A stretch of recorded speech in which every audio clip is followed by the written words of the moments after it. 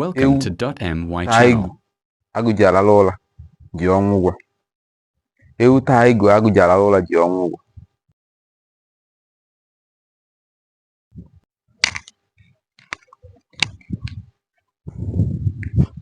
Ndebe anyị n'ụbọchị nke taata, ọ ga-adịrị nwoke mma dịrị nwaanyị mma. Afịkpatarị ya azụkarịa ndụ mmiri ndụ azụ. Anyị afụ ife anyị yiri mana ife yiri anyị abịara. Izi anyị awụ ije mmiri ọ ya wụrụ ije nkụ. Ọ ga-adị nwoke mma, ọ ga-adịrị nwaanyị mma. Ka anyị jekwa n'ife nke anyị nwe, inu nke anyị nwe n'ụbọchị nke taata. Inu nke anyị atụ n'ụbọchị nke taata bụ inu na-asị na ewu taa igu agụ ji alala ụla ji ọnwụ ụgwọ. Ewu taa igu agụ ji alala ụla ji ọnwụ ụgwọ. Nke mbụ, anyị akọwa inu nke kọwa ebe a na-atụ, kọwa ebe a na-ekwe. Ma tupu na-aga n'ihu ịkọwa inu nke, biko subscribe, follow ma chia. Biko subscribe, follow ma chia.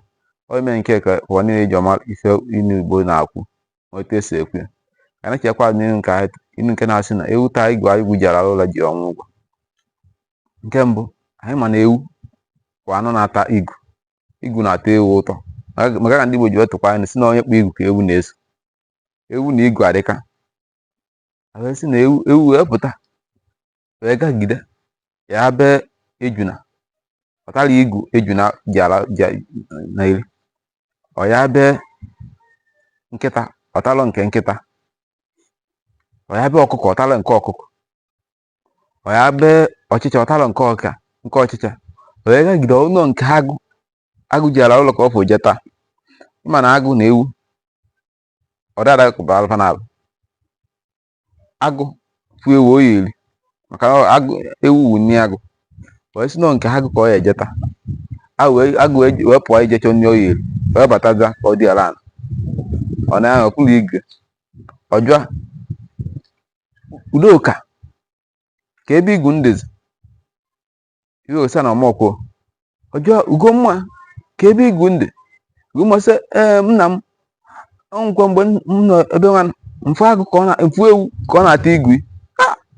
Agụ efe ya n'isi isi na ewu bịa taa igu nje alala ụla ka nlalụzi ebe. Agụ efe ya n'isi mbụ ewu nyocha bịa taa igu nke m.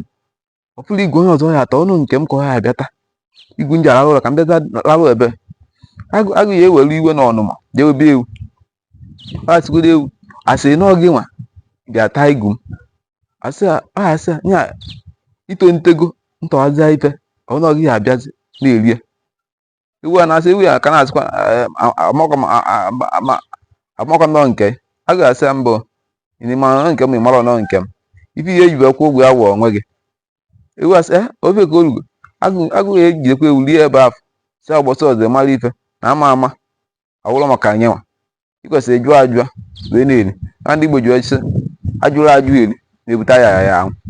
I kwesịrị ife onye na-erigoro ife ma nọ nke onye karịa ka ị na-eri ma nke ya ga-ericha okoro. Akọgo m inu nke ebe a na-ekwe ka nkọwazi ya otu esi etinye. O nke ịpụta mmadụ asị ka anyị jee ofu ebe ya ma nọ ife na-ekwesịrị ime ka iji eme. Ma ọ sị ka anyị bitegoro ego. Ewe onye ya ego.